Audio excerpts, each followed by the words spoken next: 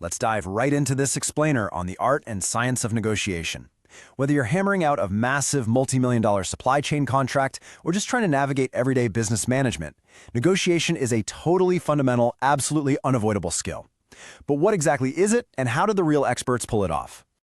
You know, a lot of people assume striking a deal is just this ruthless, opportunistic battle to haggle your way down to the lowest possible price. We kind of picture someone pounding their fist on a table, refusing to budge a single cent, just trying to squeeze every last drop of profit margin out of the other side. But if we actually look at the mechanics of sustainable business, that approach, it's usually totally counterproductive. In reality, our source material defines negotiation fundamentally as a communication.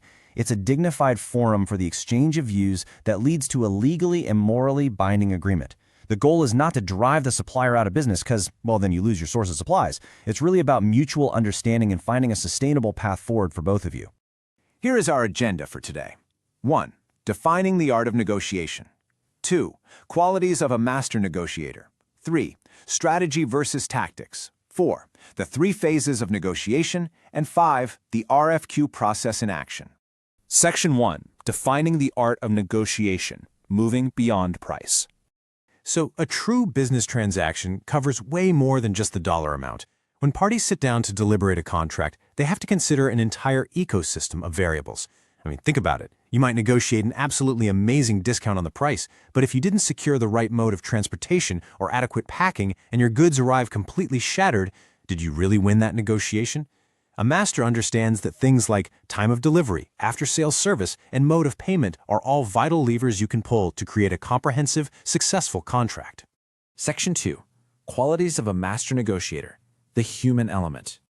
There is a really sharp distinction we need to draw here between 2 very different behaviors. It is absolutely vital to separate professional negotiating from simply begging. Negotiating is a dignified, patient process where you're genuinely trying to understand the second party's needs and interests. Begging, on the other hand, that's stooping way too low. It's pleading for a deal out of sheer desperation. If you ever find yourself pleading, you aren't negotiating anymore. You've already lost the leverage and that professional dynamic. So, to avoid that trap and maintain a dignified stance, a master negotiator has to embody a very specific mix of traits. First and foremost, you've got to be a patient listener. You literally have to let everyone fully speak their mind. You also need to be persuasive and logical, sure, but also incredibly optimistic. The source material beautifully describes a good negotiator as someone who always looks to the bright side of things and can see light even in darkness. And crucially, you have to be thick-skinned. Business discussions blow hot and cold, and surviving a hardline tactic without taking it personally is literally half the battle. Plus, of course, you need deep knowledge of current market conditions.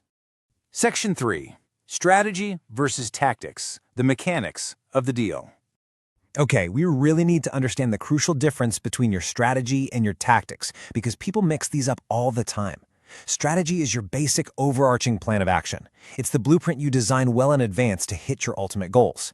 Tactics, however, are the specific maneuvers, the actual means of implementation, that you use to translate that plan into action. Tactics are highly adaptive. You're often thinking them out right on the spot, and they undergo constant changes during the negotiation based on exactly how the other party reacts. And that difference is exactly why strategy is so heavily prioritized by the experts. Authors Peter Bailey and David Farmer dropped this fantastic rule of thumb: for every hour spent in negotiation, 6 should have been spent in preparation. Think about that. No matter how quick-witted your on-the-spot tactics are, if you haven't put in those 6 hours of strategic prep to truly understand your organization's requirements and the market, you're almost always going to underachieve. Urgency is bad, but hasty decisions, they're even worse. Preparation is where the real battle is actually won. Section 4. The 3 phases of negotiation. A structured timeline. Every single professional negotiation should be strictly divided into these 3 distinct phases to ensure absolutely nothing is rushed or overlooked. First up is the pre-negotiation or preparatory phase. This is all about gathering and analyzing information. Second is the meeting phase, where the actual discussion and agreement happen. And hey, keep in mind, this could easily take several individual meetings to complete. Finally, you have the post-negotiation phase, which is purely about execution, actually placing the orders and following through on your promises. When you map out the exact pathways of information across these phases, it reveals a highly iterative process.